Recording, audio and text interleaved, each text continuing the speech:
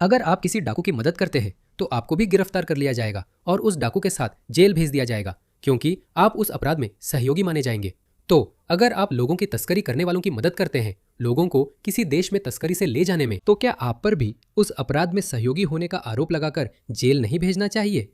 यही तो ये चैरिटी वाले बेवकूफ है, जैसा पैट्रिक क्रिस्टी कहते हैं। इन्हें देखिए, ये पागल है। माफ कीजिए, पर मैं नहीं मानता कि ये लोग सिर्फ भलाई के लिए ऐसा कर रहे हैं। अवैध प्रवासी आ रहे हैं, प्रवासी नावों को धक्का देकर आगे बढ़ाने की कोशिश कर रहे हैं। फ्रेंच जेंडमेरी बस खड़ी है और कुछ नहीं कर रही, जबकि प्रवासी घुटनों तक पानी में नावें धक्का दे रहे हैं, क्योंकि फ्रांसीसी कहते हैं कि हस्तक्षेप करना असुरक्षित है।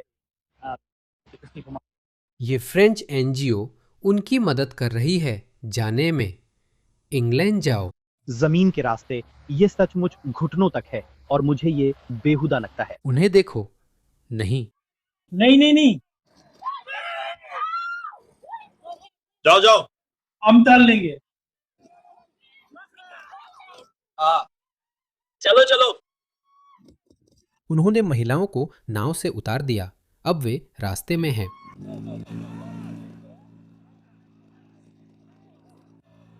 उस महिला को देखो। हे भगवान, उसे देखो। सिर्फ 2 या 3 महिलाएं, उनमें से 2 को बाहर फेंक दिया गया है। शुभकामनाएं। इसे देखो। ये बड़ा तस्कर है।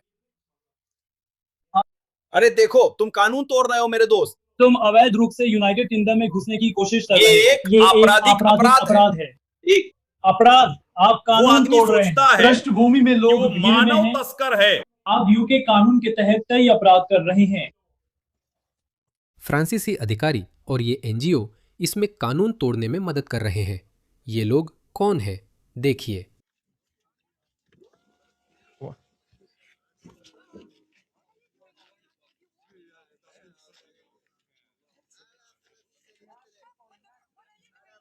आप यहाँ क्या कर रहे हैं?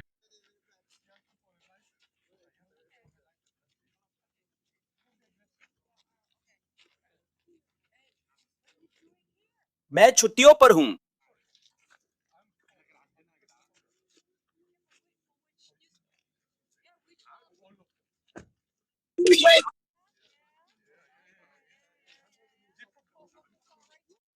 ठीक है। उसने कहा, क्या आप अति दक्षिणपंथी हैं? मैं कहूंगा, क्या आप लोगों की तस्करी करने वाले हैं? क्या आप कट्टर वामपंथी कम्युनिस्ट हैं या लोगों की तस्करी करने वाले हैं? आप क्या है? उन्हें देखो। ये लोग भ्रष्ट है दोस्तों। ये लोग भ्रष्ट है। ये जॉर्ज सोरोस इन्हें फंड कर रहा है। कौन उसे कहता है वो ज्यादा कि अच्छी यहाँ नहीं से है, निकल है ना? जाओ?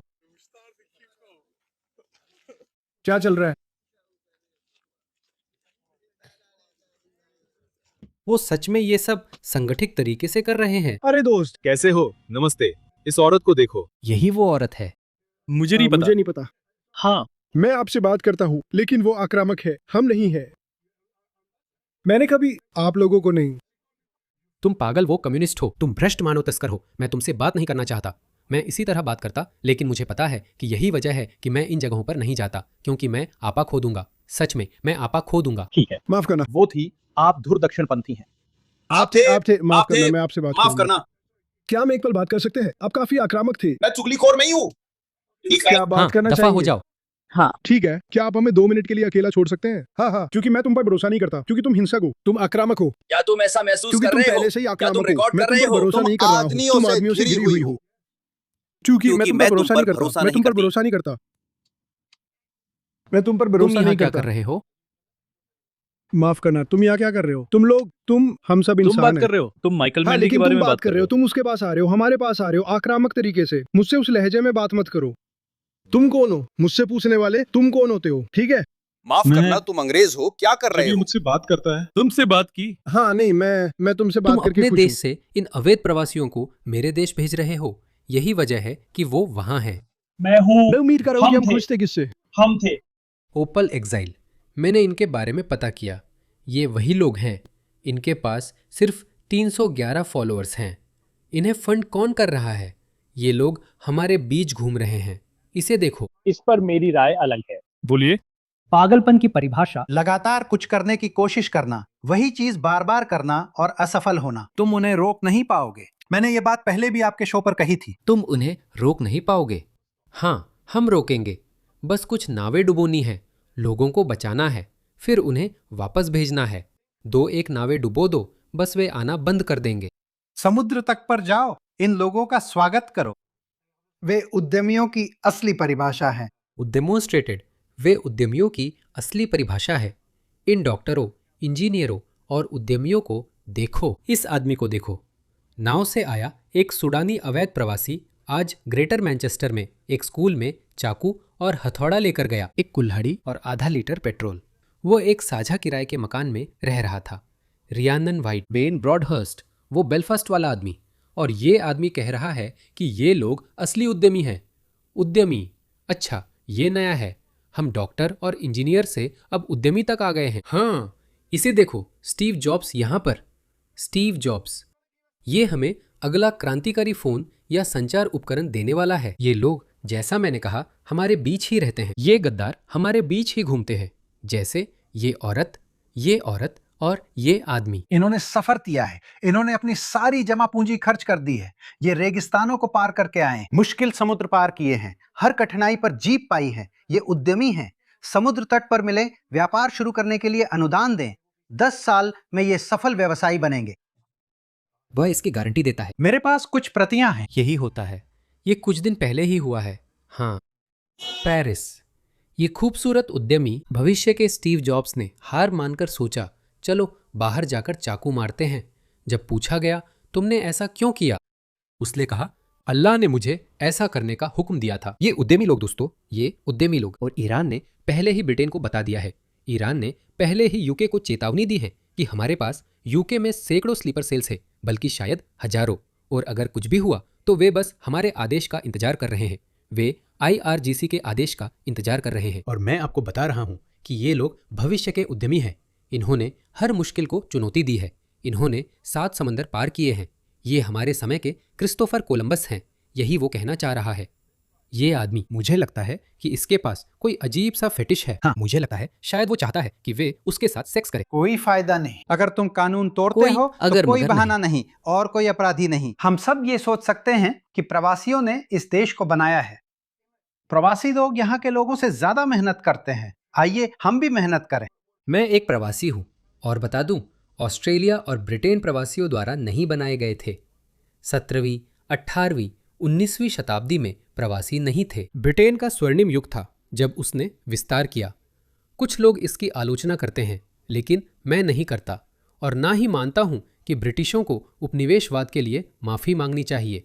उस समय ब्रिटेन सबसे उदार महाशक्ति था। ब्रिटेन से पहले के साम्राज्य क्रूर थे, यहाँ तक कि उसके समकालीन भी। देखिए किंग लियोपोल्ड द्वितीय ने कांगो में क्या किया। ब्रिटेन ने ऐसा कभी नहीं किया, जबकि फ्रांसीसी काफी क्रूर थे।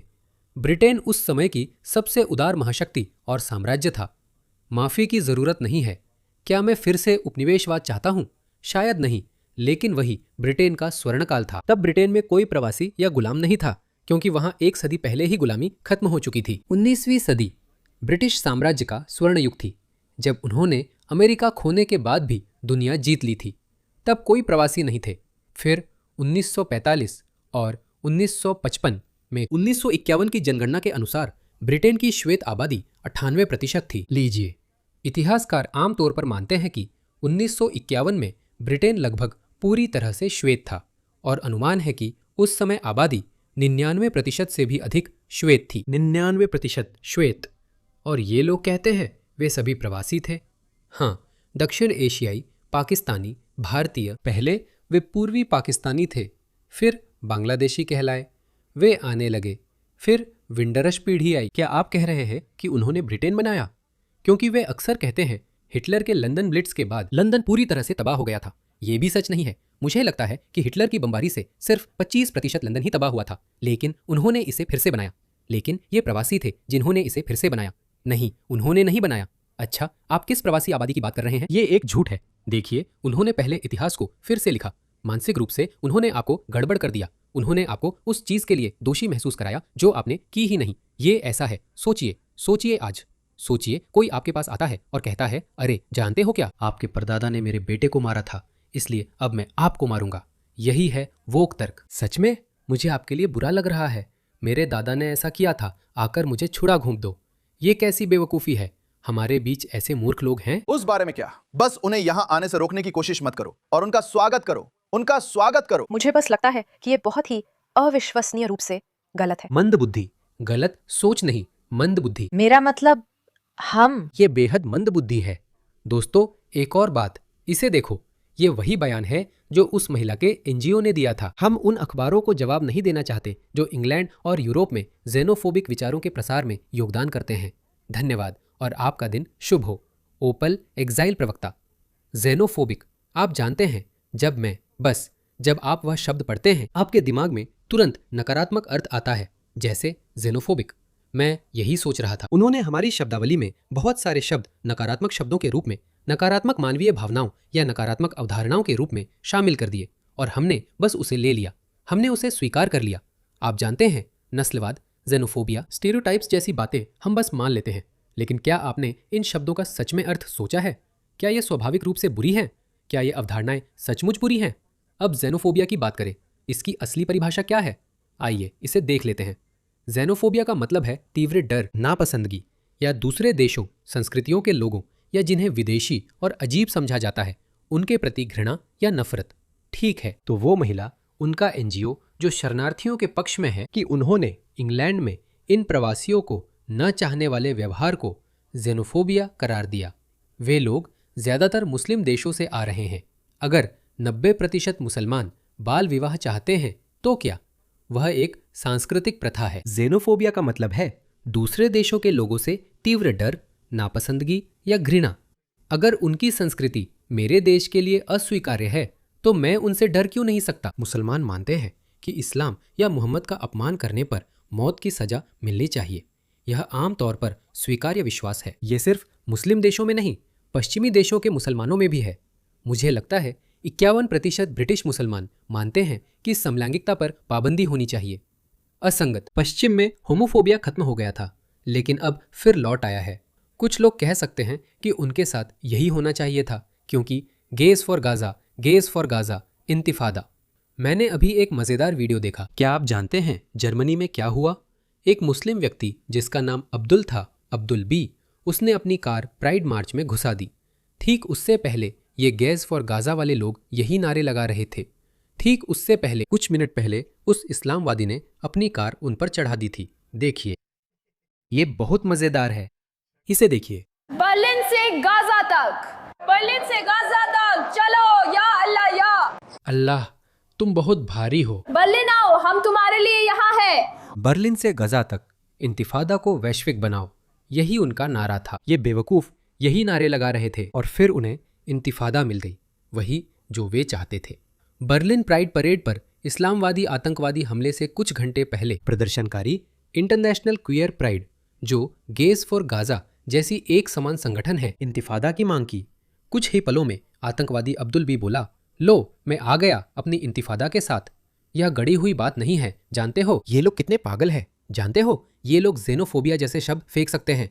खैर, मैं तो अभी इस बारे में बात करना भी खत्म नहीं हुआ था। ये कैसे फोबिया है? फोबिया तो इंसानी इतिहास में एक तर्कहीन डर है। ये खुद में एक तथ्य है कि दुनिया भर में अलग अलग संस्कृतियां हैं।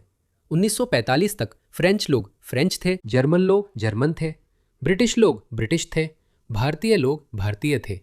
ये खुद में एक तथ्य है कि इन सभी संस्कृतियों ने अपनी अलग सांस्कृतिक पहचान बनाए रखी। ये इस बात का सबूत है कि दूसरी संस्कृतियों से डरना कोई असामान्य बात नहीं है। दोस्तों, ये दुनिया सामान्य नहीं है। बहुसांस्कृतिकता, मैं इससे कुछ लाभ पाता हूँ, पर जो मेरे लिए अच्छा है जरूरी नहीं कि सबके लिए हो। सिर्फ इसलिए कि बहुसांस्कृतिकता कुछ हद तक सफल रही, जहाँ कुछ लोग आए और उन्होंने समाज में घुल मिल गए और खुद को उसमें ढाल लिया, इसका मतलब ये नहीं है कि अधिकांश लोग समाज में घुल मिलते हैं और खुद को उसमें ढाल लेते हैं, खासकर जब बात शत्रुतापूर्ण संस्कृतियों की हो। कुछ संस्कृतियां हैं, ये भी एक स्पेक्ट्रम पर हैं। हिंदू लोग शत्रुतापूर्ण नहीं है। वे यूरोप, अमेरिका या ऑस्ट्रेलिया पर कब्जा करने की कोशिश नहीं करेंगे, लेकिन अपने सांस्कृतिक मूल्य लाएंगे। भ्रष्टाचार की बात हिंदुओं के बारे में नहीं है। माफ कीजिए, मैं तीसरी दुनिया की संस्कृतियों की बात कर रहा हूँ, जैसे भारत या पाकिस्तान या बांग्लादेश। पाकिस्तान का मामला थोड़ा अलग है। पाकिस्तान और बांग्लादेश। चलिए सिर्फ भारत और श्रीलंका की बात करते हैं। ठीक है, वे शत्रुतापूर्ण नहीं है। भारत और श्रीलंकाई, वे शत्रुतापूर्ण नहीं है। वे ऑस्ट्रेलिया को हिंदू देश बनाने की कोशिश नहीं करेंगे। वे ऐसा नहीं करेंगे। वे अपनी सांस्कृतिक परंपराएं लाएंगे जिनमें कुछ शत्रुतापूर्ण, कुछ घृणित और कुछ ठीक है। दिवाली आदि से किसी को फर्क नहीं पड़ता। भारतीय अपने सांस्कृतिक मूल्य लाएंगे जिनमें कुछ अनुकूल, कुछ अस्वीकार्य होंगे। भ्रष्टाचार बड़ा मुद्दा है, ठीक है। भारत बहुत सारा भ्रष्टाचार निर्यात करता है और मैं यह जानता हूं, बहुत सारा। कोई भी भारतीय आपको यह बता देगा। लेकिन फिर इस्लाम जैसी शत्रुतापूर्ण संस्कृतियां हैं। यह सबसे अधिक शत्रुतापूर्ण संस्कृति है। वे कभी नहीं रुकेंगे जब तक कि वे आगे न बढ़ जाए, जब तक उनका पूरा नियंत्रण न हो जाए। आपको और कितने सबूत चाहिए? कोई भी सबूत इन मूर्खों को नहीं बदल सकता। इन्हें देखो, ये बार बार वही कहेंगे। इस मूर्ख के बारे में वे आपको बार बार बताएंगे कि ये आदमी एक उद्यमी है। हमें ऐसे और लोग चाहिए, हमें ऐसे और लोगों की ज़रूरत है। इन लोगों के बिना पश्चिम खुद को खो देगा। हमारे पास ऑक्सफोर्ड, कैम्ब्रिज, हार्वर्ड, ये सभी शानदार विश्वविद्यालय, ये सब बंद हो जाएंगे। NHS चला जाएगा, नासा चला जाएगा। हमें इन रॉकेट इंजीनियरों की ज़रूरत है। यही वे आपको बार बार बताते रहेंगे। लेकिन असलियत में आपको क्या मिलता है? सच में आपको असल में क्या मिलता है? यही मिलता है। इसे देखिए, ब्रैडफोर्ड की हालत देखिए। ये ब्रैडफोर्ड है दोस्तों। हे भगवान, इसे देखिए, इसकी हालत तो देखिए। ये ब्रैडफोर्ड है। देखिए, कचरे को देखिए। उसे देखिए, उसे देखिए। ये किसने किया? यही गद्दारों का काम है। देशद्रोह। उन सबके शरीर पर लाल निशान है।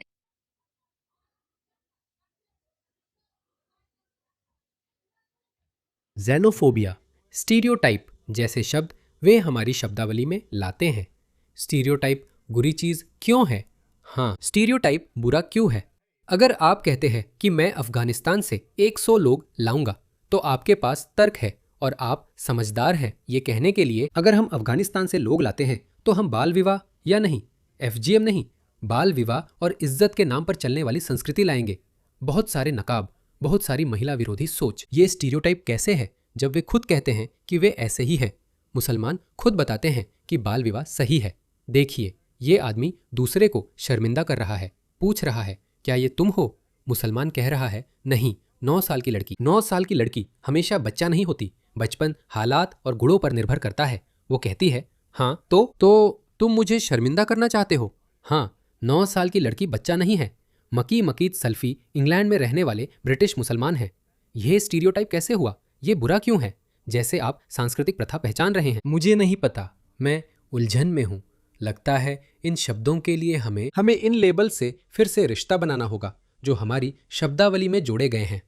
नस्लवाद। मैं पूरी तरह से मानता हूँ कि शायद नस्लवाद कभी था ही नहीं। पुराने समय में भी लोग अलग दिखने वाले लोगों के प्रति अलग तरह से प्रतिक्रिया करते थे, क्योंकि लोग किसी की शक्ल सूरत से कुछ गुण जोड़ लेते थे। जैसे उदाहरण के लिए, अगर 200 साल पहले अगर मैं विक्टोरियन इंग्लैंड में जाता और मेरी शक्ल ऐसी होती, एक भूरे रंग का इंसान, और आप एक सामान्य ब्रिटिश व्यक्ति होते, तो आप मुझे देखते, आप पूछते क्या आप भारतीय हैं, और आप ऐसा सोचते भारतीय बहुदेववादी होते हैं। वे ऐसा करते हैं। और अब जो भी आपने भारतीयों के बारे में सुना है उसमें से कुछ बातें आपको पसंद आ सकती है, कुछ बातें आपको ना पसंद आ सकती है, और आप उन बातों को मुझसे जोड़ेंगे। और ये बिल्कुल ठीक है, क्योंकि अगर मैं भारत से हूं, बिल्कुल मेरे पास वे सांस्कृतिक विशेषताएं होंगी। हाँ, स्टीरियोटाइप तभी नकारात्मक होता है जब आप किसी के साथ असत्य चीज जोड़ते हैं। जैसा कि मैंने कहा, ये बातें सच है। मुसलमान बाल विवाह में विश्वास करते हैं। वे खुद आपको बताएंगे। मुसलमान इज्जत के नाम पर चलने वाली संस्कृति में विश्वास करते हैं। मुसलमान FGM और लोगों को पत्थर मारने में विश्वास करते हैं। वे समलैंगिकों से नफरत करने में विश्वास करते हैं। वे खुद आपको बताते हैं कि यह सच है। तो इसमें बुरा क्या है? तो इन आधारों पर आपके लिए उन सांस्कृतिक प्रथाओं से नफरत करना पूरी तरह से उचित है। और इसी के साथ जाहिर है आप नहीं चाहते कि वे लोग आपके देश में आएं, तो आपके लिए इन लोगों के आक्रमण का विरोध करना बिल्कुल ठीक है।